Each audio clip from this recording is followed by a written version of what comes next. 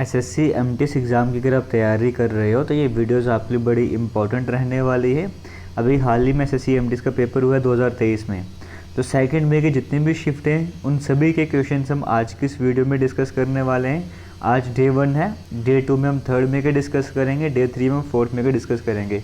इस तरीके से इस सीरीज़ को कंटिन्यू हम चलाते जाएंगे। तो इसका पीडीएफ भी आपको मिल जाएगा, आप कभी भी रिवीजन करना चाहते हो रिवीजन भी कर सकोगे।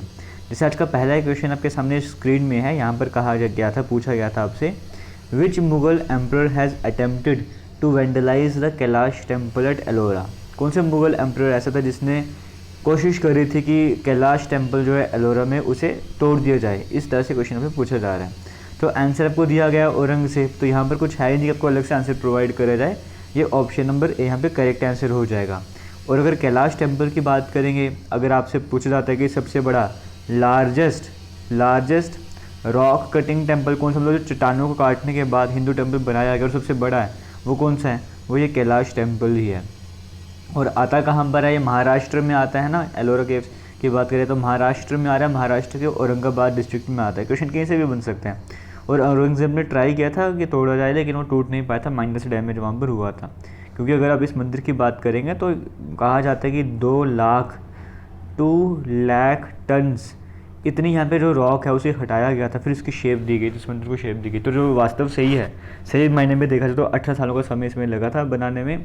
और देखने के बाद आज के टाइम पे इंजीनियर्स कहते हैं कि नहीं, वाकई में आज के टाइम पे भी इतनी टेक्नोलॉजी होने के बाद भी ये पॉसिबल नहीं है इतना सब कुछ कर पाना इतनी जल्दी, मतलब 18 साल के समय में, ऐसा कहा जाता है इस मंदिर के लिए, कैलाश टेम्पल के लिए। तो ऑप्शन नंबर ए यहाँ पर करेक्ट आंसर हो जाएगा। सेकेंड नंबर में क्वेश्चन आता आपसे पूछा गया है, Bhuta Kola a spirit worship ritual dance is of which state. ये एक रिचुअल डांस है, रिचुअल डांस की फॉर्म है, ये कौन सी स्टेट को बिलोंग करता है आपसे ये पूछा जा रहा है। देखो, बूटा कला की बात करेंगे, इसे देवकला के नाम से भी जाना जाता है। जहाँ का ये फेस्टिवल है मैं वहाँ की बात करूँ, जहाँ का डांस फॉर्म वहाँ की बात कर रहा हूँ। ये कहाँ का है, कर्नाटक है। आंसर तो आपको देखने को मिल ही गया है। अब कर्नाटक का कोई एक और इम्पॉर्टेंट इसी तरह का रिचुअल डांस है, वो कौन सा है, अगर आपको पता होगा तो मैं आपको शॉर्ट में DOL लिख दिया, अगर आपको पता है। अब आप मुझे कमेंट सेक्शन में पूरा नाम इसका बता दो। आगे चलते थर्ड क्वेश्चन की बात करते हैं। As the river enters the plain, जैसे कोई नदी प्लेन इलाकों में एंटर करती है, इट गेट्स ट्विस्ट, इसमें ट्विस्ट आना स्टार्ट हो जाते हैं और ये टर्न करना स्टार्ट कर देती है, जिसकी वजह से कई सारे बेंड वहाँ पर देखने को मिलते हैं। और एक तरह से डेफिनेशन पूछी गई है, ये जो आपको सामने हो रहा है, प्रोसेस हो रहा है, इसे कहा क्या जाता है, मेंडर कहा जाता है ना। क्योंकि जब वाटर मतलब करुई सांप की तरह से रास्ता अपनाना स्टार्ट कर देगा तो उसे मेंडर ही कहा जाता है। तो वही आपसे पूछा जा रहा है, option number C correct answer हो जाएगा। अर्थशास्त्र वॉज रिटन बाय, अर्थशास्त्र जो किसके द्वारा लिखी गई थी आपसे वो पूछा जा रहा है। अर्थशास्त्र, देखो सबसे पहले तो ये इंपॉर्टेंट ये है कि अगर आप SSC MTS 2023 की तैयारी कर रहे हो, जो भी दूसरा एग्जाम होना है सितंबर में, तो आपको एटलीस्ट इतना तो पता होना चाहिए कि आपके एग्ज़ाम होने से पहले सेम एग्ज़ाम हो चुका है 4-5 महीने पहले। उस एग्ज़ाम में किस तरह के क्वेश्चन पूछे थे, क्या लेवल रहता है क्वेश्चन का, उसके हिसाब से आपको तैयारी करनी चाहिए। तो ये प्लेलिस्ट आपकी बड़ी इंपॉर्टेंट रहने वाली है। अर्थशास्त्र की बात करेंगे, अर्थशास्त्र किसके द्वारा लिखी गई आपसे वो पूछा जा रहा है। तो भाई चाणक्य आंसर आपको पता ही यहाँ पर लिखा हुआ है। चाणक्य की बात करेंगे, और भी नाम है, कौटिल्य फेमस नाम था, फिर विष्णुगुप्ता भी नाम आता है। तो ये सारे नाम आपको पता होने चाहिए। और अर्थशास्त्र एक्चुअली में है क्या, आप इसे कह सकते हो पॉलिटिक्स है या इकोनॉमिक्स है, स्ट्रेटजी बताई गई है। अलग अलग लोग अलग अलग कमेंट्रीज पे करते हैं। लेकिन अर्थशास्त्र की बात करें, इसे एक इंपॉर्टेंट इक्वेशन और बन जाता है यहाँ पे। अर्थशास्त्र की अगर हम बात कौन सी लैंग्वेज में लिखा गया था, संस्कृत लैंग्वेज में, किसके द्वारा, चाणक्य के द्वारा, वो तो पता ही है। बाद में एक तरह से गायब होते जा रहा था, तो इसकी रीडिस्कवरी करी थी। इसे रीडिस्कवर किसने करा था, ये बड़ा इंपॉर्टेंट है, राम श्यामा शास्त्री, इनके द्वारा जो इसे रीडिस्कवर करा गया था, ये आपको पता होना चाहिए। 1905 में रीडिस्कवर करा था, फिर उन्होंने पब्लिश भी कर दिया था 4 साल के बाद, 1909 में से पब्लिश भी कर दिया था। और बाद में अगर आपसे पूछते कि इसकी इंग्लिश में ट्रांसलेशन किसने करी थी, तो इंग्लिश में ट्रांसलेशन भी यहाँ पर R श्यामा शास्त्री जी के द्वारा करी गई थी। तो ये भी आपको पता होना चाहिए।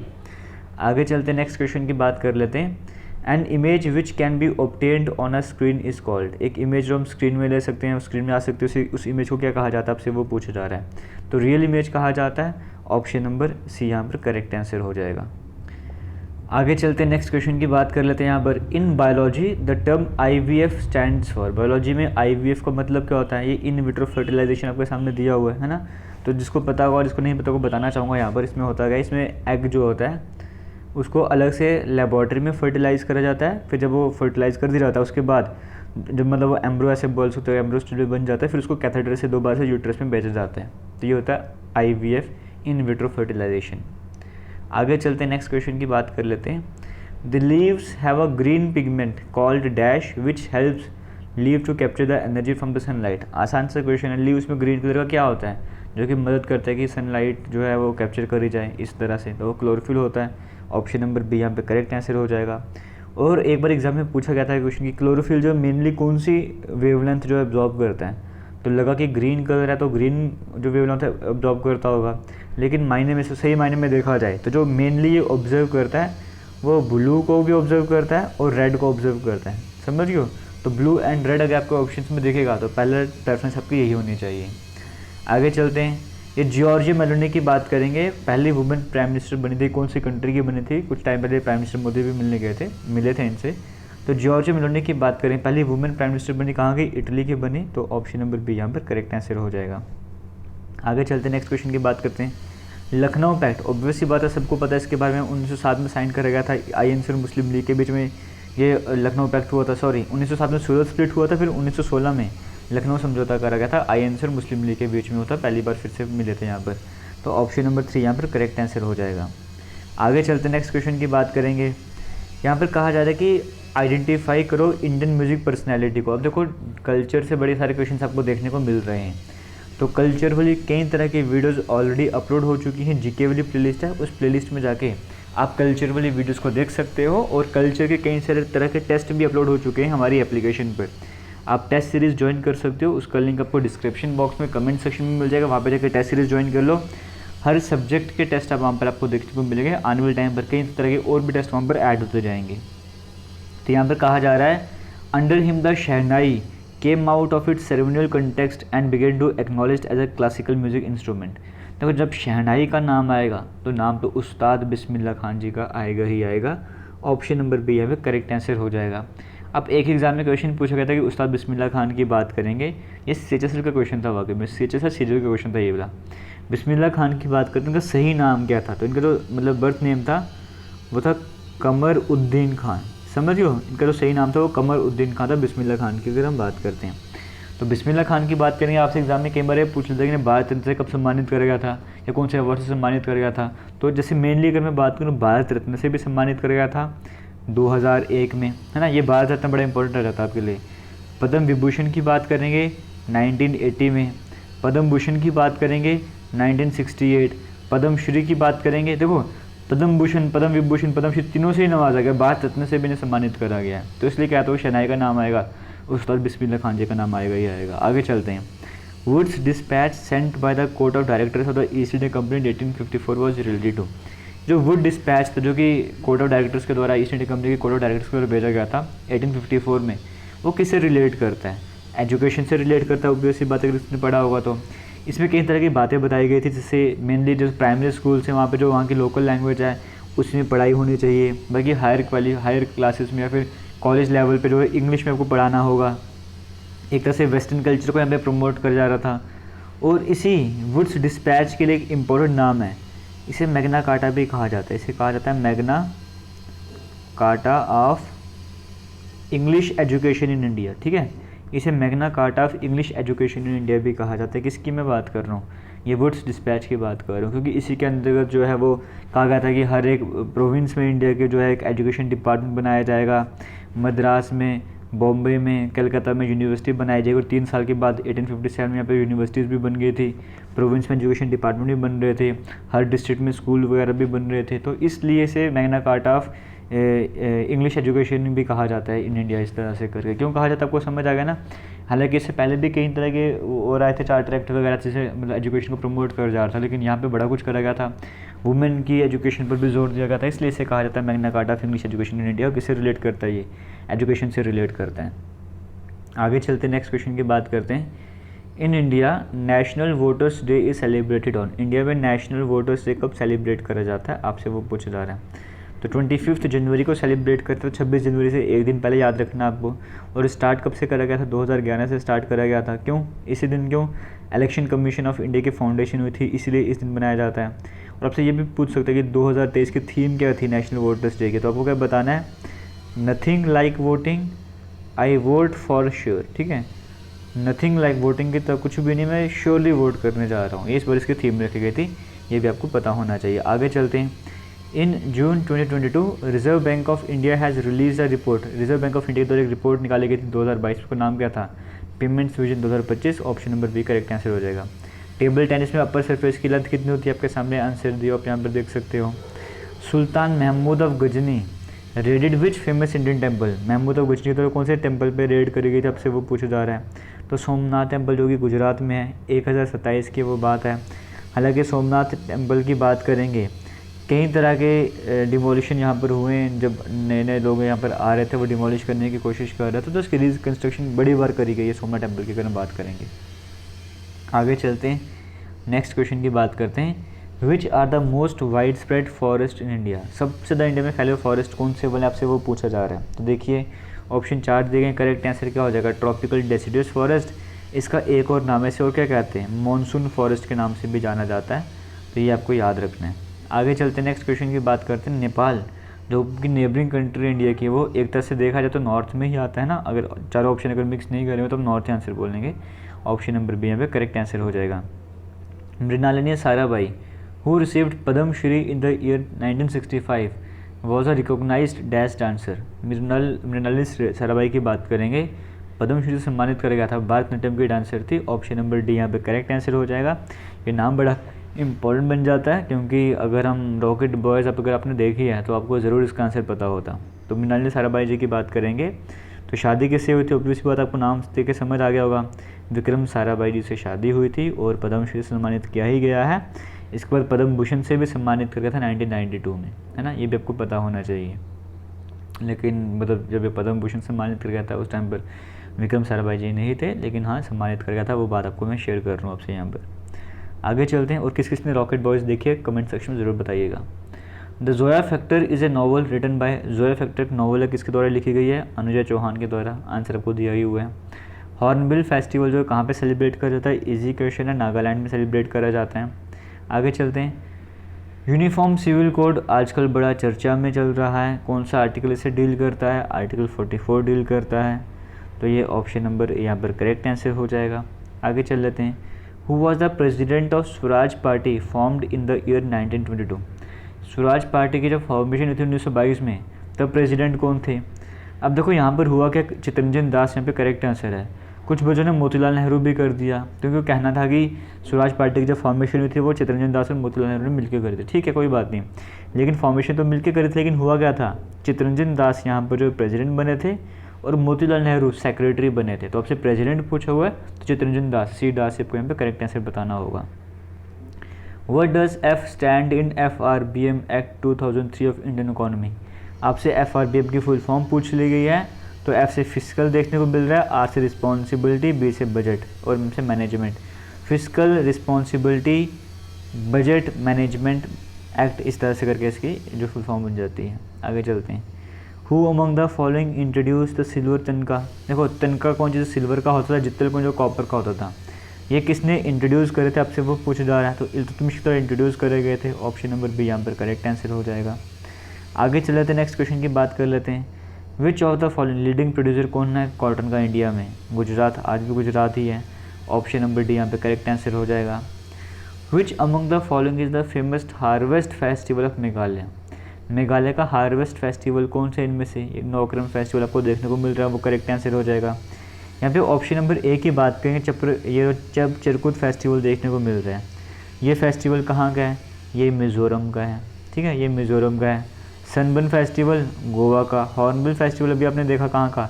नागालैंड का। नौकरम फेस्टिवल मेघालय का। तो फेस्टिवल सारे को पता होना चाहिए। भारतनाट्यम डांस जो है कौन सी स्टेट से जुड़ा हुआ है? तमिलनाडु से जुड़ा हुआ है। ऑप्शन नंबर बी यहाँ पर करेक्ट आंसर हो जाएगा। आगे चलते हैं, इंडियन रेलवेज ने क्या प्लान करते हैं कि नेट जीरो कार्बन एमिटर कब तक बनना है? 2030 तक बनना है। ऑप्शन नंबर ए यहाँ पर करेक्ट आंसर हो जाएगा। वॉकर कप किससे जुड़ा हुआ है? गोल्फ से जुड़ा हुआ है, इसके बारे में आप सभी को पता होगा। गैल्वेनाइजेशन में किसकी कोटिंग करी जाती है? जिंक की कोटिंग करी जाती है। ऑप्शन नंबर बी यहाँ पे करेक्ट आंसर हो जाएगा। ये क्वेश्चन आपके एग्जाम में आ रहे थे, आपको समझ आ रहा होगा। कुछ तो बिल्कुल बेसिक लेवल के क्वेश्चन आ रहे थे, कुछ मॉडरेट और कुछ डिफिकल्ट क्वेश्चन भी आप यहाँ पे बोल सकते हो आ रहे थे। लेकिन ओवरऑल कहा जाए तो कुछ बेसिक क्वेश्चन आ रहे थे, लेकिन ओवरऑल मॉडरेट लेवल आप बोल के चल सकते हो, चल रहा था यहाँ पे जो एवरेज स्टूडेंट है उसके लिए। Doctor APJ Abdul Kalam famous Indian scientist autobiography is known as. APJ Abdul Kalam ji की ऑटोबायोग्राफी कौन से वो पूछे जा रहे हैं। देखो one life is not enough, ये किसकी है, आपसे वो पूछा जा रहा है, ये आपको बताना है। ये आप मुझे कमेंट सेक्शन बता दो, one life is not enough ये किसकी है, ये मैं बताऊँ। ये है कुंवर नटवर सिंह जी की। विंग्स ऑफ फायर किसका की, APJ अब्दुल कलाम जी की। Waiting for a visa 20 pages की है ये, और किसकी है, डॉक्टर BR अम्बेडकर जी की। और रेस ऑफ माई लाइफ की बात करें मिल्खा सिंह की। तो सबके बारे में पता होना चाहिए, कुछ भी एग्जाम में पूछ सकते हैं, ठीक है। जैसे इस एग्ज़ाम में ये वाला क्वेश्चन आया हुआ था, ये वाला क्वेश्चन बोलो विंग्स ऑफ फायर, नेक्स्ट में रेस ऑफ माई लाइफ के बारे में पूछ लिया था, एक में वेटिंग फॉर वीज़ा पूछ लिया था। तो ऑप्शन को भी ध्यान से देखना था, ठीक है। पंडित शिव कुमार शर्मा की बात करेंगे, वो किससे जुड़े हुए हैं, संतूर से जुड़े हुए हैं। आपको करवाए हुए इस तरह के क्वेश्चन सारे है ना, तो वहाँ पे जाकर वीडियोस देख सकते हो। ऑप्शन नंबर बी यहाँ पे करेक्ट आंसर हो जाएगा। आगे चलते हैं, नेक्स्ट क्वेश्चन की बात करते हैं। Which among the following sessions of the Indian national Congress. देखो पहला जो सेशन हुआ था INC का, जिसमें लेडी कोई प्रेसिडेंट बनी थी, वो कौन सा था, आपसे वो पूछा जा रहा है। आंसर तो लगे यहाँ पर आपको पहले दिया हुआ, कलकत्ता 1917 वाला सेशन था, जहाँ पर एक लेडी जो है वो बने थे, यहाँ पे प्रेसिडेंट बने थे, और ये तो आपको ऑलरेडी सामने दिया हुआ है। और उसके बाद 1925 में भी हुआ था, है ना। इस टाइम पे कौन थी, एनी बेसेंट। फिर इस टाइम पे कौन थी, सरोजिनी नायडू। तो इस बारे में आपको ऑलरेडी पता हो गई होगा। Pre historic period early development होती है ह्यूमन बींग्स में से ओल्ड स्टोन एज कहा जाता है, ज़्यादा डिस्कस करने की ज़रूरत ही नहीं यहाँ पर। इनमें से जोवियन प्लैनेट कौन सा नहीं है। जोवियन प्लैनेट आपको पता है कौन से होते हैं, है ना। जैसे अगर हम बात करेंगे जोवियन प्लैनेट्स के, तो इसमें हमारे पास जो आउटर प्लैनेट्स हम और क्या आते हैं, जैसे ये जुपिटर, नेपट्यून, सैटर्न, यूरेनस, ये सभी जोवियन प्लैनेट आ जाएंगे। जोवियन प्लैनेट नहीं है वो कौन सा हो जाएगा, मरकरी, जो इनर प्लैनेट्स आ गए, इनर प्लैनेट्स की कैटेगरी में आ गए ये। आर्टिकल 17 इंडियन कॉन्स्टिट्यूशन को किससे डील करता है, एबोलिशन ऑफ अनटचेबिलिटी से डील करता है। तो ऑप्शन नंबर 1 यहाँ पर करेक्ट आंसर हो जाएगा। Who among the following has been awarded with Major Dhyan Chand Khel Ratna award. 2021 के पहले शूटिंग के लिए किसे सम्मानित किया गया था, मेजर ध्यानचंद खेल रत्न अवार्ड से, Avani Lekhara. Option number D correct answer हो जाएगा। वीडियो को शेयर ज़रूर कीजिएगा। अभी रीजनिंग की एक वीडियो अपलोड करी है कल ही, जहाँ पर कोडिंग डिकोडिंग के किस तरह के क्वेश्चन पेपर में आए हैं वो आपसे डिस्कस करें। इसी तरह से हर सब्जेक्ट के क्वेश्चन आप डिस्कस करने वाला हूँ, तो वीडियो को शेयर करते रहिए। डिफेंस एंड SSC एग्जाम के नाम से टेलीग्राम ग्रुप है, वो ज्वाइन कर लो। वहाँ पर ही ये PDF और भी कई तरह के PDF आपको मिलते रहेंगे, आप वहाँ से रिविजन वगैरह भी कर सकते हो। वीडियो को शेयर ज़रूर कीजिएगा। विच गुरु of Kuchipudi dance form received Padma Bhushan in the year 1998। 1998 में कौन से गुरु थे कुचिपुड़ी डांस फॉर्म के जिन्हें पद्म भूषण से सम्मानित करा गया था। तो गुरु वेम्बती चिन्नस्थितम, ऑप्शन नंबर ए यहाँ पे करेक्ट आंसर हो जाएगा। ये जैन टेम्पल जो है ये किसको बिल्ड करा गया था, ये आपसे पूछा गया, आंसर आपके सामने दिए गए हैं, ठीक है। जैसे यहाँ पे पूछा गया हाईएस्ट सेक्स रेशियो इंडिया की कहाँ पे थी, तो केरला में थी। ये हम पहले भी डिस्कस कर चुके हैं कई बार। 2011 के सेंसस पे तो अलग से वीडियो बनी है पूरी। लिटरेसी रेट न्यू दिल्ली का कितना था, आपके सामने आंसर। जो क्वेश्चन रिपीट किया था न्यू दिल्ली वाला। इंडिया जो है वो कितना एरिया कवर करता है पूरे वर्ल्ड का एरिया के हिसाब से देखा जाएगा तो 2.4% का एरिया जो अकेला इंडिया कवर करते हैं। कौन सी विटामिन ऐसे जो स्किन और आइज़ को हेल्दी करने का काम करती है, विटामिन ए है। ये फिर से न्यू दिल्ली का लिटरेसी रेट पूछ लिया। पहला सेशन INC का कहाँ पर हुआ था, बॉम्बे में हुआ था। कहाँ पर होने जा रहा था, कमेंट सेक्शन में बताओ। फिर चेंज करके बॉम्बे में कहा था। इनमें से कौन सी जो है वो 3 मेजर टाइप जो रॉक्स तो इसमें से नहीं है, ये तीनों मेजर टाइप्स हैं, ये तो नहीं है वो रॉक्स की मेजर टाइप, तो ये अलग हो जाएगा। कार्यक्रम फोक डांस कहाँ से जुड़ा हुआ है, तमिलनाडु से जुड़ा हुआ है। तो आप देख रहे हो क्वेश्चन का लेवल किस तरह का बना हुआ है। कितने बायोस्फीयर रिजर्व है इंडिया में, हालांकि अभी हाल ही में एग्जाम में क्वेश्चन आया था तो इसलिए अभी बढ़ रही हैं, लेकिन आप अगर वही बाद में वीडियो देख रहे हो तो इसको एक बार चेक कर लेना क्या पता उस टाइम तक बढ़ गए हो बायोस्फीयर रिजर्व वगैरह। टेम्पल जो है खजुराहो में, वो कौन सी डायनेस्टी के टाइम पीरियड पर बिल्ड करे गए थे, आपसे वो पूछा गया है। कौन सी डायनेस्टी के टाइम पे बिल्ड करे गए थे, Chandela dynasty. Option number B यहाँ पे करेक्ट आंसर हो जाएगा। ह्यूमन बॉडी का नॉर्मल टेम्परेचर कितना होता है, तो 37 डिग्री सेल्सियस या फिर 98.6 डिग्री फ़ारेनहाइट, है ना। कुछ भी ऑप्शन में हो सकता है, दोनों को आपको ध्यान में रखना है। 1982 का एडिशन एशियन गेम को किसने होस्ट करा था, इंडिया ने होस्ट करा, तभी इतना पुराना आपसे पूछ लिया, वरना क्यों पूछ सकता पुराना आपसे वो। इलियास खान की बात करेंगे, वो किसके लिए जाने जाते हैं, वो सितार के लिए जाने जाते हैं। एक क्वेश्चन सबको करवाए हुए प्लेलिस्ट में, जीके की प्लेलिस्ट में जाकर देखना। मैग्नस कार्लसन की बात करेंगे, चेस से जुड़े हुए हैं। गे डांस कौन सी कम्युनिटी द्वारा परफॉर्म किया जाता है, राजस्थान की बेल कम्युनिटी के द्वारा परफॉर्म करा जाता है। उसके बाद अरुणाचल की जो ट्राइब है, गैलो ट्राइब, इसके द्वारा कौन सा एग्रीकल्चर फेस्टिवल सेलिब्रेट करा जाता है, मोपिन सेलिब्रेट करा जाता है। तो क्वेश्चन आपको समझ आ रहे हैं किस तरह के क्वेश्चन एग्जाम में पूछे जा रहे हैं, कल्चर पर ज़्यादा फोकस किया जा रहा है। ये जिंगजैंग रीजन नाम से पता लग रहा है चाइना का है, तो अलग ही ऑप्शन नंबर डी यहाँ पे करेक्ट हो जाएगा। फंजाई जो है वो कहाँ कहाँ पे ग्रो कर सकती है, इन सभी पे ग्रो कर सकती है, तो इसीलिए ऑप्शन नंबर 3 करेक्ट आंसर हो जाएगा। प्राइम मिनिस्टर ऑफ इंडिया के द्वारा बात करेंगे, होमी बाबा कैंसर हॉस्पिटल कहाँ पे इनॉग्रेट करा गया था, मोहाली में इनॉग्रेट करा गया, ऑप्शन नंबर 1 करेक्ट आंसर हो जाएगा। 25% लैंड रेवेन्यू जो मराठा कलेक्ट करते थे उसे क्या कहा जाता था, चौथ कहा जाता था। रेस ऑफ माई लाइफ किसकी ऑटोबायोग्राफी है, मिल्खा सिंह की है, तो ऑप्शन नंबर 1 करेक्ट आंसर हो जाएगा। ये आपने देखा होगा सेकंड, थर्ड और फोर्थ में इन तीनों दिन के जितने भी क्वेश्चंस आए थे वो सभी एक साथ एक ही वीडियो में डिस्कस कर लिए थे। 50 मिनट 1 घंटे की वीडियो मिनट तक लगभग वो वहाँ पे सभी क्वेश्चन डिस्कस कर लिए थे, वो भी ज़रूर देख लेना। इस वीडियो का लिंक मैं वो कमेंट सेक्शन में पिन कर दूँगा। थैंक यू, जय हिंद।